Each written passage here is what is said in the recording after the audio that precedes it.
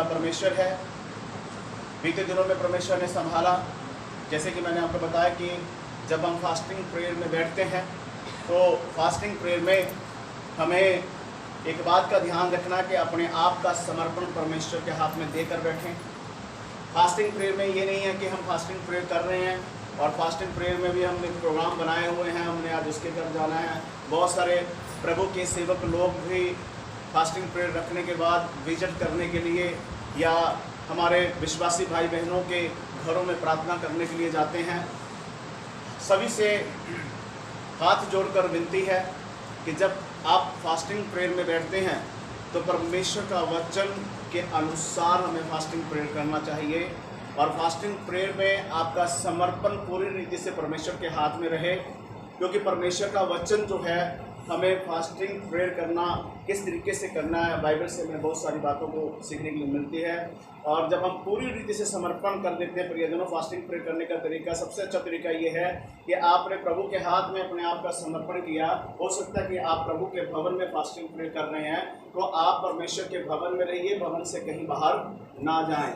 और अगर आप अपने घर में बैठकर फास्टिंग प्रेयर कर रहे हैं तो आप अपने घर में रहिए और सिर्फ परमेश्वर के साथ समय बिताइए। जैसे कि वचन में लिखा है, जब हम मत्ती की किताब में पढ़ते हैं 6 अध्याय में, वहाँ लिखा कि जब तुम प्रार्थना करे तो अपनी कोठरी में जा, अपने द्वार को बंद कर और तेरा पिता जो गुप्त में तुझे देखता है। हम जब परमेश्वर के सामने बैठकर प्रार्थना, क्योंकि हमने बाहर कहीं भी आना जाना छोड़कर और हम सिर्फ परमेश्वर के सामने बैठे हुए हैं, तो जो हमारा पिता गुप्त में देखता है वो हमें क्या करता है, इस बात से प्रसन्न होकर कि इसने पूरा समर्पण मेरे हाथ में दिया है और मेरे चरणों में बैठा, मेरी दुहाई दे रहा है, मेरे चरणों में बैठकर प्रार्थना कर रहा है, तो परमेश्वर इस बात से प्रसन्न होकर उसे प्रतिफल देता है और उसको ऐसा प्रतिफल देगा कि हमारी कल्पना से और हमारे सोचने से भी बढ़कर परमेश्वर हमें आशीषित करता है।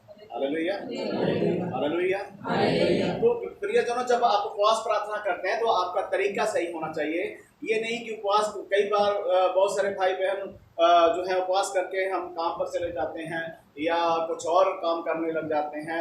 चाहे प्रभु के सेवक हैं, चाहे विश्वासी भाई बहन हैं, कोई भी हो, आप जब फास्टिंग प्रेयर करते हैं तो प्रॉपर रीति से करें, नहीं तो फिर दिखावा ना करें कि मैं फास्टिंग प्रेयर में हूँ जी। आप किसी के प्रभु के सेवक लोग जब फास्टिंग प्रेयर करके कहीं जाएंगे, विश्वासी के घर में जाएंगे, पूछेगा पास्टर जी आप चाय पी लीजिए, हाँ साथ में कुछ बिस्कुट या हो सकता है कि पकौड़े वगैरह रख दिया हो, आप कहेंगे नहीं मैं चाय पी लेता हूँ, ये नहीं खाऊँ। क्यों नहीं खाएंगे, मैं आज फास्टिंग प्रेयर में हूँ।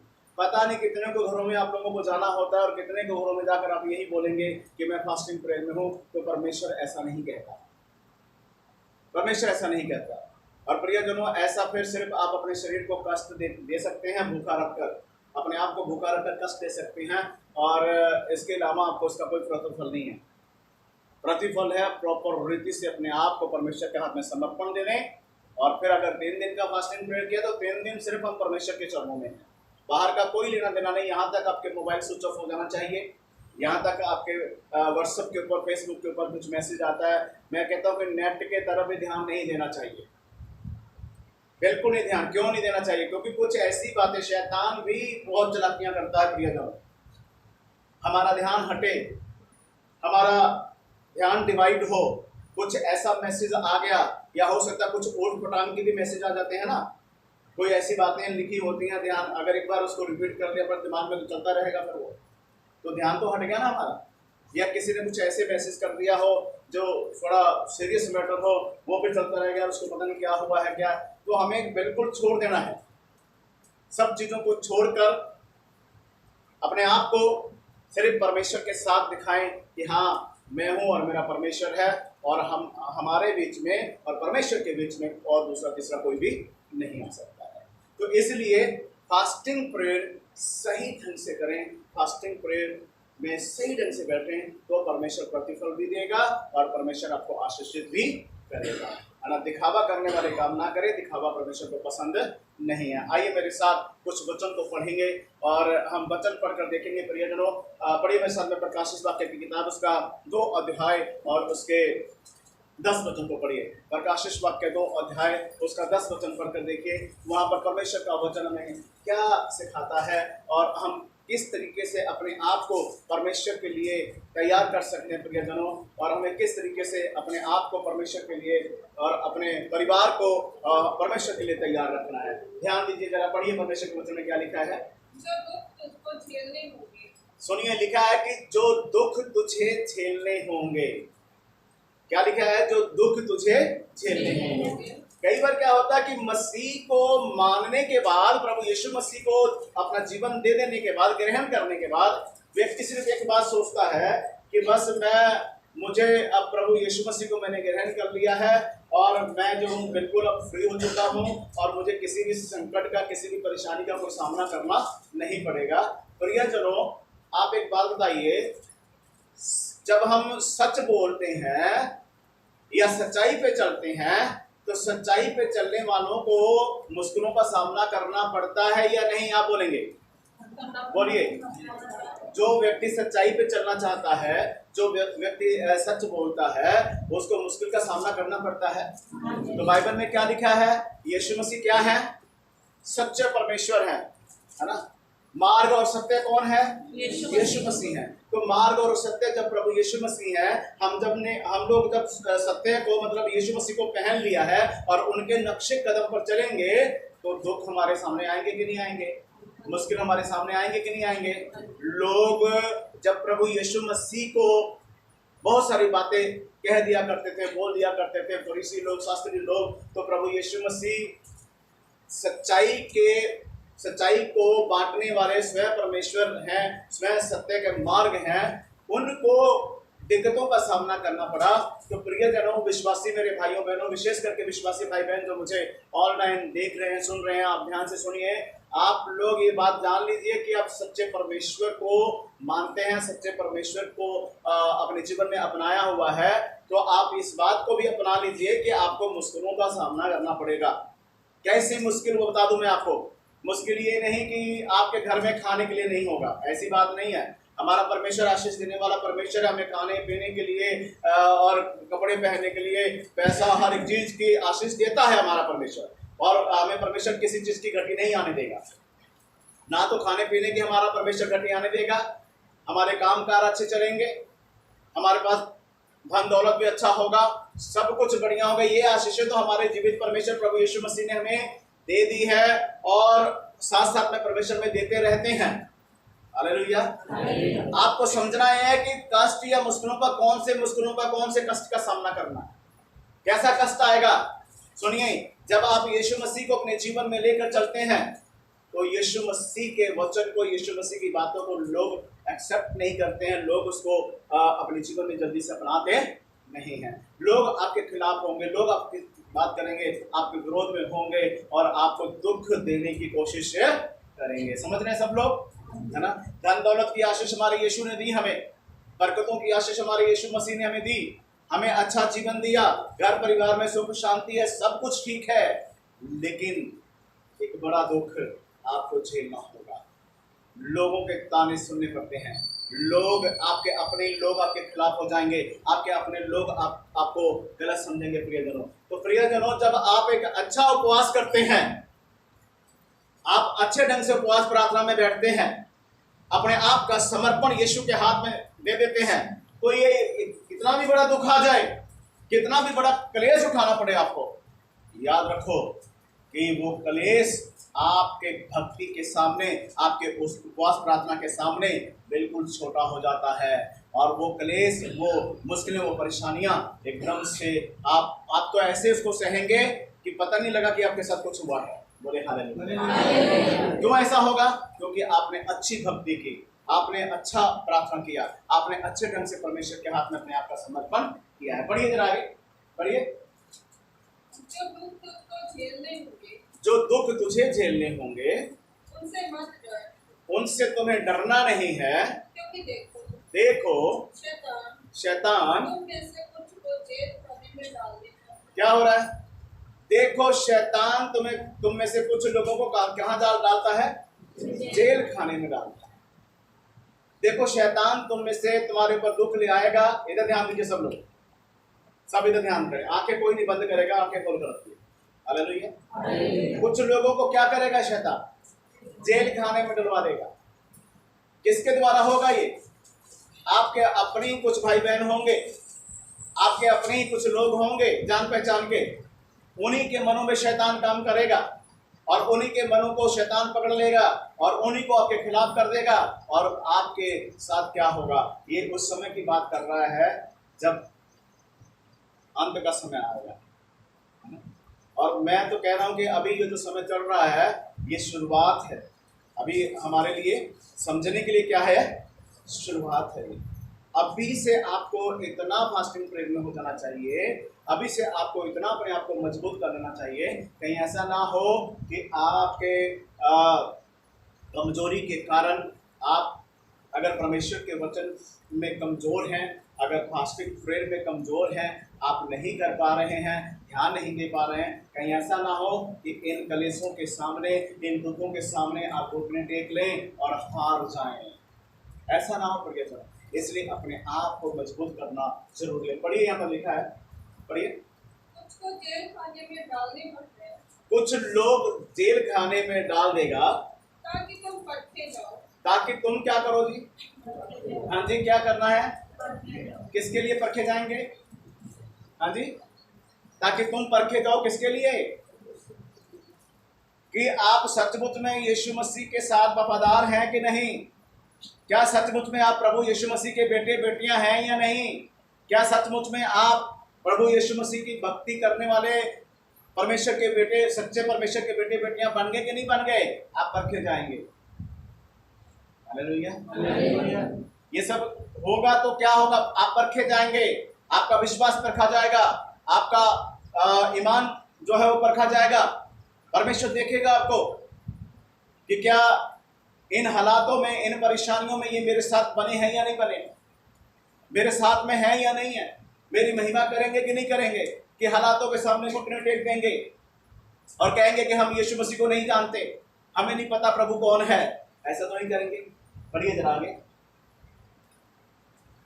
और तुम्हें 10 दिन तक क्लेश उठाना होगा। ये उन दिनों की बात कर रहा है जब इस दुनिया का समाप्ति का समय होगा और 10 दिन तक हमें क्या करना पड़ेगा? ऐसा क्लेश उठाना पड़ेगा, इतना वो समय भयानक होगा कि हो सकता है कि ये 10 दिन आपके पास खाने पीने के लिए भी कुछ ना हो सकता है कि आपको पानी का घूंट भी ना मिले, राशन भी ना मिले, कुछ नहीं होगा।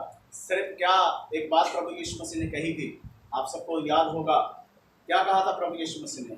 मनुष्य केवल रोटी से किससे जीवित रहता है? परमेश्वर के वचन से। हाँ जी, परमेश्वर के वचन से। परमेश्वर का वचन अंदर होगा तो ना, आपके अंदर होगा तो जीवित रहेंगे। मनुष्य केवल रोटी से नहीं, उन दिनों में प्रियजनों आपको परमेश्वर के वचन के द्वारा स्ट्रांग रहना पड़ेगा, मजबूत रहना पड़ेगा। आपको अपने आप को इतना मजबूत कैसे बनेंगे? मजबूत प्रार्थना करके, फास्टिंग प्रेयर करके, परमेश्वर के वचन को पढ़कर। एक बात बोलना चाहूंगा, हमारे में से बहुत सारे भाई बहन लोग अपने परमेश्वर के मार्ग से भटक चुके हैं, परमेश्वर के मार्ग से भटक गए। कैसे भटके हैं? क्या किस तरीके से हम समझेंगे कि भटक गए? क्योंकि जो परमेश्वर के साथ आप लोगों ने वायदे किए, जो परमेश्वर ने आप लोगों के साथ वायदे किए, परमेश्वर तो वायदा निभा रहा है, लेकिन आप परमेश्वर के साथ वायदा निभा नहीं रहे हैं। याद करो जब आप प्रभु में आए थे, याद करो उन समय में जब आपकी शुरुआत थी, तब आपने परमेश्वर के साथ क्या क्या वायदे किए थे, क्या क्या कहा परमेश्वर के सामने? परमेश्वर के सामने समर्पण किया होगा अपने आप के कि प्रभु मैं ऐसा करूंगा, मैं वैसा करूंगा, मेरा जीवन तेरे लिए है, अब कुछ भी हो जाए प्रभु, अब मैं मतलब जीऊंगा तेरे लिए, मरूंगा तेरे लिए प्रभु, और दुनियादारी से, पाप के साथ मेरा कोई लेना देना नहीं रहेगा, किसी भी तरीके से गलत कामों के साथ मेरा कोई लेना देना नहीं रहेगा। बहुत सी बातों के लिए आपने परमेश्वर के साथ वायदे किए। आप ये देखें कि आप क्या जो वायदे किए थे, एक बार मैं ये कहना चाहूँगा आपको कि आप लोग ना थोड़ा अपने उस समय में जाइए, अपना ख्याल करिए उस समय में जब आपके साथ आप लोग परमेश्वर के चरणों में आने की जब शुरुआत की, जब आप प्रभु के चरणों में आए, उन बातों की तरफ ध्यान दीजिए। थोड़ा सा विचार करना आप लोगों ने। आप जब अपने घरों में जाएं तो थोड़ा विचार करना कि जब मैं प्रभु में आई थी तो मैंने क्या क्या परमेश्वर से बातें की, मैंने क्या क्या परमेश्वर के साथ वायदे किए थे, मैंने क्या क्या परमेश्वर के साथ बोला था प्रभु कि मैं किस रीति से अपने परिवार के साथ तेरी महिमा क्या करूंगी और तेरे साथ चलूंगी, या किस रीति से मैंने चलना है। भाई लोग, बहन लोग, आप लोगों को सोच विचार करना पड़ेगा। सोच विचार करेंगे, आप सोचेंगे, ध्यान करेंगे, आपको अपने जीवन की कमी नजर आनी शुरू हो जाएगी। इधर ध्यान दीजिए, इधर ध्यान दीजिए सब लोग। आपको अपने जीवन की कमी नजर आनी शुरू हो जाएगी। आपको महसूस होगा कि हाँ, हम बहुत सी बातों में गलत हो चुके हैं, बहुत सी बातों में हम पीछे हो चुके हैं, बहुत सी बातों में अपने प्रभु यीशु मसीह को पीछे करके अपनी बातों को आगे किया हुआ है, अपनी मनमानी आगे की हुई है, अपनी थिंकिंग के साथ, अपनी सोच के साथ हम लोगों ने अपना तरीका अपना लिया। यीशु मसीह का तरीका छोड़ दिया है और अपना तरीका अपना लिया। ये नहीं होना चाहिए। बोलिए जरा, प्राण देने तक विश्वासी है। क्या क्या करना पड़ेगा आपको? प्राण देने तक क्या करना पड़ेगा? सब बोलेंगे, प्राण देने तक क्या करना पड़ेगा? मौत तुम्हारे सामने खड़ी है, मौत आपके सामने है। हो सकता है कि तलवार लेकर कुछ लोग आपको मारने के लिए ऐसे करके खड़े हैं कि तलवार आपके गर्दन के ऊपर हम मारेंगे और आप मर जाएंगे। बोलो यीशु मसीह के पीछे चलना है या फिर हमारा नारा लगाना है जो हम बोलते हैं, तो वो शैतान का नारा लगाएंगे ना। तो उस समय हो सकता है कि तलवार लेकर खड़े हैं, हो सकता है कि आपके ऊपर कुछ और जुल्म कर रहे हैं। क्या करेंगे आप? लिखा कि आखिरी तक जो अपना प्राण देने तक क्या रहेगा? विश्वासी रहेगा। क्या करना है? प्राण, आपको प्राण देने तक विश्वासी बनना। तो ये क्या कर पाएंगे क्या आप? बोलिए, बोलो भाई बहनों, कर पाओगे? अभी तो बहुत खुदावन महान है, परमेश्वर तो हमें आशीष दे, आशीषों के लिए तो खूब हम बोलते हैं। और जब संकट का समय है तो क्या करोगे? आपका परिवार आपके साथ होगा, उस समय आपका परिवार आपके साथ होगा, आपके बच्चे रोते होंगे, तब क्या करोगे आप? बच्चों की मोह ममता के लिए क्या करोगे? अभी तो ठीक है ना, मांग लेते हैं ना, एक दूसरे का थोड़ा कह देते हैं, चलो 200 400 500 इधर उसे लेके कर ले। उस समय कुछ नहीं होगा, कोई आपको कुछ नहीं देने वाला। इस समय तो आटे की थैलियां मिल जा रही हैं, 2 किलो दाल मिल रहा है, चीनी मिल रहा है, कुछ नहीं, कोई नहीं देगा आपको। एक मोहर होगी। कौन सी मोहर? शैतान का स्टंप लगा होगा 666 का। हाँ जी, शैतान का स्टंप जिसके ऊपर रहेगा, मत्ती के ऊपर ना 666 लगाया होगा, उसी को मिलेगा। उसका मतलब पता क्या है? 666 का मतलब है कि जिसके ऊपर ये मोहर लगे वो पक्का शैतान का क्या बन गया है? शैतान का जन्म बना हुआ है, और वो तो नरक में, जिसके ऊपर स्टंप लग गया, इसका मतलब वो पक्का नरक में जाएगा, वो नरक की आग में जलेगा। वही बात होगी जब नरक की आग में ऐसे कुछ लोग जलेंगे तो कहेंगे कि हमारे तो ये घर के सामने रहा करते थे। जैसे वो धनवान कह रहा था ना, हे अब्राहम पिता, इसको यहाँ भेज ताकि आप एक अंगुली है ना गीला करके मेरी जीभ पे लगाए। अब्राहम पिताजी ने क्या बोला था? क्या जवाब दिया उनको? तेरे और इसके बीच में बहुत बड़ा, तूने तो अपने जीवन में सब सुख विलास वहीं पर भोग लिया, तेरे पास सोना चांदी रुपया पैसा सब कुछ था, ऐश प्रस्ती सब कुछ किया तूने, लेकिन ये गरीबी के हालात में रहकर इसने सिर्फ एक ही कमाई की। जानते हो कौन सी कमाई की? दुख में रहकर शरीर के ऊपर जख्म था ला जाके, है ना, दुख को सहता हुआ एक ही कमाई की उसने। क्या? विश्वास और अच्छे कर्म की ऐसी कमाई की कि जब वो मर जाता है तो स्वर्गदूत उसके आत्मा को लेने, उसको कौन लेने आया? स्वर्गदूत आपके बड़े आदर के साथ लेकर गए। बोले हालेलुया, हालेलुया। तो कह सकते हैं कि जो लाजर का विश्वास था वो अपने प्राण देने तक किसका बना रहा? वो बोलिए, सब बोलेंगे, परमेश्वर का बना रहा ना। आप किसका बने रहेंगे? सोचने वाली बात है। तो प्रियजनों, जो अपना प्राण देने तक विश्वासी रहेगा, मौत सामने खड़ी है लेकिन वो एक ही बात कहेगा, मारना है तो मार दो, लेकिन जीवन तो यीशु मसीह के लिए है। तलवार चलाना है तो चला दो, आग में चलाना है तो चला दो, जो करना है कर लो। हमें इतना तो पता है कि हमारा शरीर, एक बात बताइए, सब लोग ध्यान से सुनिए और एक बात बताइए आपको। जब आदमी मर जाता है, किसी की डेथ हो जाती है, चाहे वो कोई लेडीज की डेथ हो या कोई जेंट्स की डेथ हो जाती है, आदमी मरे या औरत मरे, तो लोग उसको संस्कार करके क्या करते हैं जी? हाँ जी, कुछ लोग क्या करते हैं? जला देते हैं। क्या करते हैं? जलाते हैं। और कुछ लोग क्या करते हैं? दफनाते हैं, है ना? दफनाते हैं ना? हाँ जी। बोलो। या तो जला देते हैं या दफनाते हैं, या कुछ लोग क्या करते हैं? नदी में, पानी में क्या करते हैं? उसको बहा भी देते हैं। ठीक है, एक बात सोचो जरा, मरने के बाद ये शरीर क्या है? हाँ जी, अगर कोई पानी में बहाया तो वो भी जाके मिट्टी में मिलेगा, जला दिया तो भी मिट्टी में मिलेगा, दफना दिया तो भी मिट्टी में ही मिलेगा ना।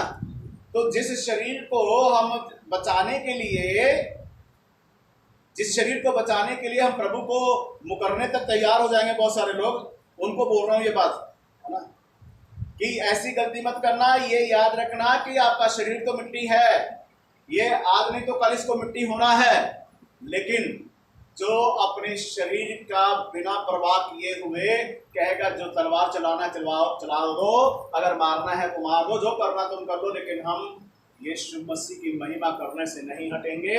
चाहे हम भूखे मर जाए, चाहे आग में जलाओ, जो मर्जी करो, क्योंकि हम जानते हैं ये शरीर तो मिट्टी है, लेकिन हमारी आत्मा, मौत चाहे किसी भी तरीके से हो, आत्मा तो परमेश्वर की है। बोलो हालेलुया। आत्मा किसकी है? वो तो वहीं जाएगी,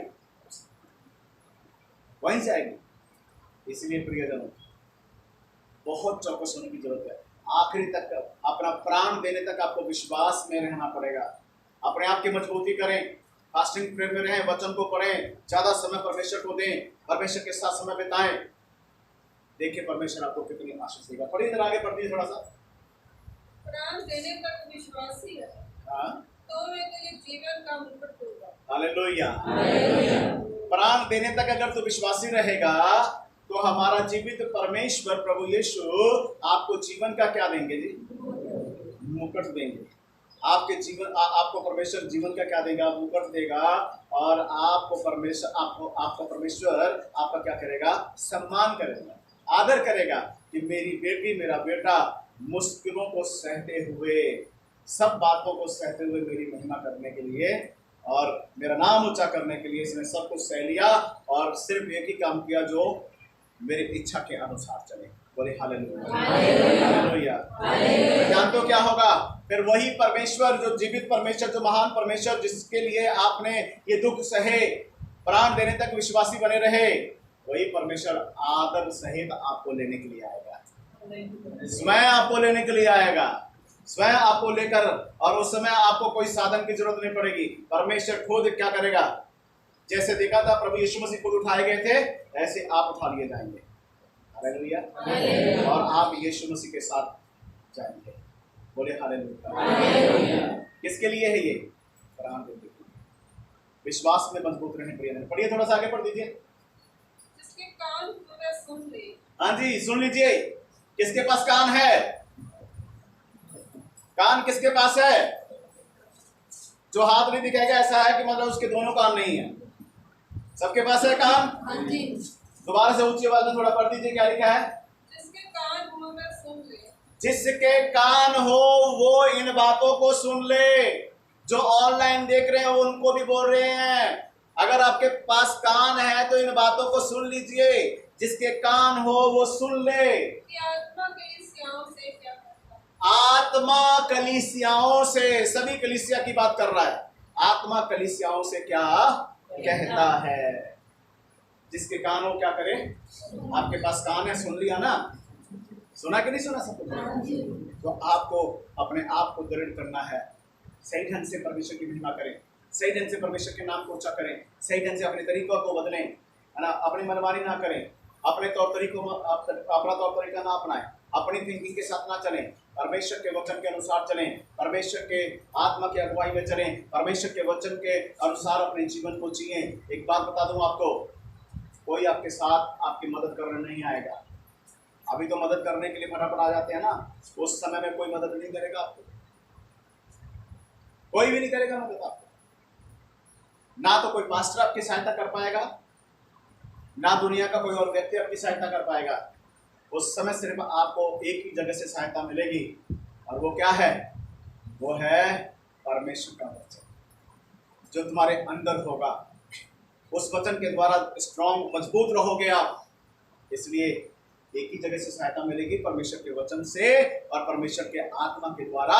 तो इसलिए हम परमेश्वर के आत्मा के साथ, परमेश्वर के साथ अपना रिश्ता अच्छा बना लें, बढ़िया बना लें, ताकि हम इन बातों का सामना कर सकें। Hallelujah, hallelujah. समझ गए आप लोग?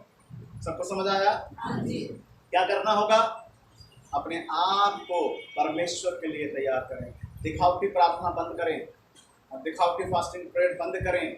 सही ढंग से यीशु की महिमा करें, वचन के अनुसार चलें।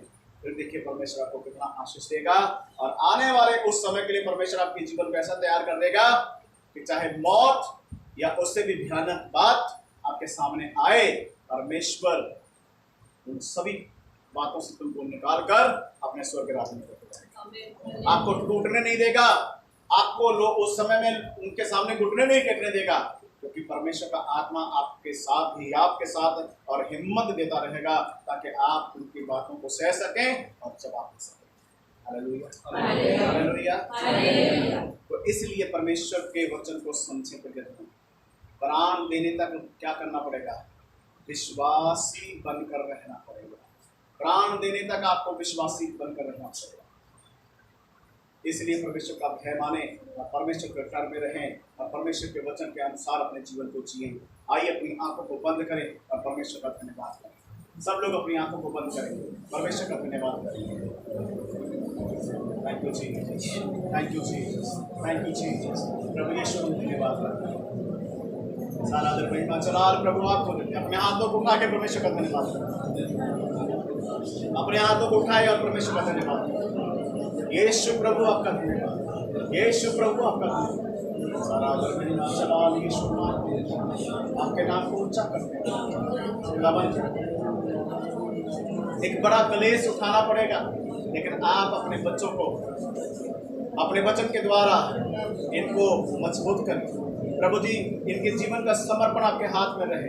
फास्टिंग प्रेयर अच्छे ढंग से करने पाए, वचन के द्वारा प्रभु जी सब कुछ वचन के अनुसार करने पाए और आपकी आत्मा की अगुवाई में करने पाए। प्रभु सबके ऊपर आपकी दया बनी रहे, सबके ऊपर आपका अनुग्रह बना रहे। और कोई भी व्यक्ति प्रभु जब ऐसे हालात आए तो उन हालातों के सामने घुटने ना टेके, बल्कि खुदावन सब कुछ सहकर आपके राज्य में जाने वाला बन जाए। प्रभु सबके ऊपर दया करें। जो ऑनलाइन सुन रहे हैं, ऑनलाइन देख रहे हैं, उनके ऊपर भी दया हो। और जो लोग कमजोर हैं इन बातों को लेकर, वो प्रभु उनकी कमजोरी चली जाए और यीशु के नाम से वो बलवंत हो जाएं। तेरे वचन के अनुसार मजबूत हो जाएं, तेरे आत्मा की अगुवाई में चलने वाले हो जाएं। सब बातों को सहते हुए प्रभु तेरे नाम को ऊंचा करते हुए प्रभु जी अच्छे ढंग से फास्टिंग प्रेयर करने वाले और तेरे नाम को महिमा देने वाले बन जाएं। सारा आदर, सारा महिमा, सारा जलाल आपको मिले और आपका ही नाम। एक बड़ा बदलाव आपके बेटे बेटे के जीवन में कृपा करें, आशीष करें, यीशु मसीह के नाम से आमीन।